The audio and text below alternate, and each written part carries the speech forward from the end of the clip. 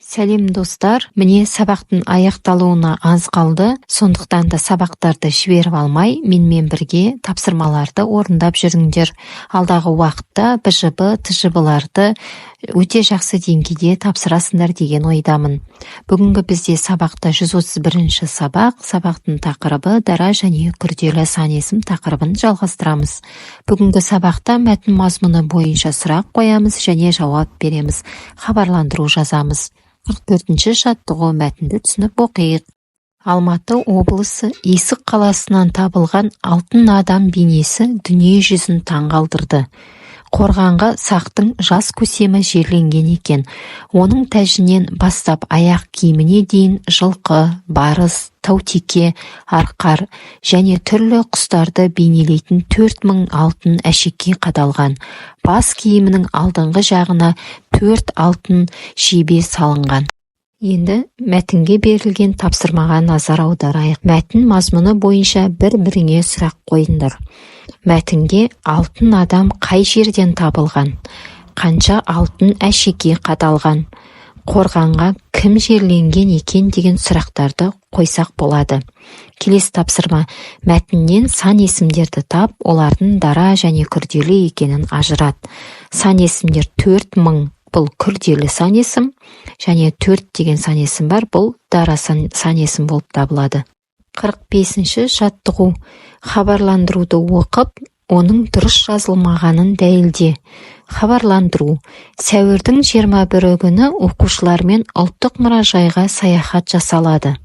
Мұражайға кіру ақылы. Дәлелдеу барысында төмендегі сұрақтарды басшылыққа алып көрейік. Хабарландыру кімдерге арналған? Хабарландыру кімдерге арналғаны бізде жазылмаған. Хабарландыруда не туралы жазылған? Хабарландыруда ұлттық мұражайға саяхат туралы жазылған. Саяхаттың уақыты, орны нақты жазылған ба? Нақты уақыты жазылмаған, тек күні ғана жазылған екен. Хабарландыруды жазған кім? Ол да бізде жазылмаған. Хабарландыруда сан есімнің қай түрін қолдандың? Хабарландыруда 21 деген сан есім, күрделі сан есім қолданған екен.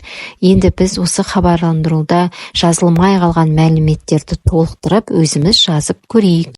Хабарландыру: құрметті ата-аналар, сәуірдің 21 күні сағат 15:00-де 2-ші сынып оқушыларымен Астана қаласындағы ұлттық мұражайға саяхат жасалады. Мұражайға кіру ақысы 500 теңге. Сынып жетекшісі Серікова Алтанай Сабырқызы. Бұл мысал ретінде, яғни мысалы осылай жазуға болады хабарландыруды. Яғни хабарландыруда қайда баратыны, қашан баратыны және қайда баратыны, кіммен баратыны нақты жазылу керек. Қосымша ретінде хабарландырушы адам өзінің телефон номерін жазса да болады. Енді бұл жердегі қолданылған сан есімдер 21 бізде күрделі сан есім болып табылады, 15 күрделі сан есім, 0 дара сан есім, 2 бізде дара сан есім, 500 бізде күрделі сан есім болып табылады. 46-шы жаттығу: үлгі бойынша өзің хабарландыру жазып көр. Үлгі: хабарландыру.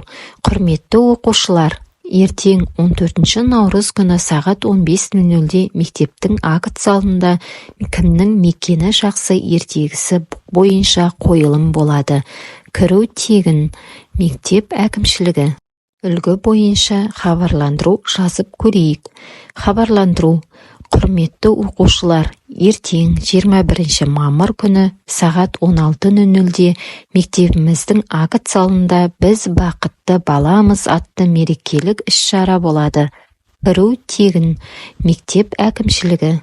47-ші жаттығу: жұмбақты оқып, шешуін тап. Бірін-бірі қоштаған, бір үйден көрдім 42 дос жаран. 42 дегеніміз 42 әріп. Жұмбақтың шешуі әліп би. Жұмбақтағы сан есімдердің дара, күрделі екенін ажырат. Бір бізде дара сан есім болып табылады, 42 күрделі сан есім болып табылады. 48-ші жаттығу: сурет бойынша әңгіме құрастырайық. Орманда. Кеше достарымызбен орманға бардық. Ол күні ауа райы өте тамаша болды. Орманда достарымызбен саңырауқұлақ тердік. Орманда ағаштан ағашқа секіріп жүрген тиындарды көрдік. Ағаштарды зиянды жәндіктерден тазартып жатқан тоқылдақты да көрдік. Орманның ауасы сондай таза. Табиғат аясына жиі шығып тұру керек екен деген шешімге келдік. Достарымызбен уақытты көңілді өткіздік. Осымен бүгінгі сабағымыз аяқталды. Соңына дейін қарағандарына рахмет. Каналыма тіркеліп, лайк басуды және достарыңа жіберуді ұмытпаңдар. Сау болыңдар.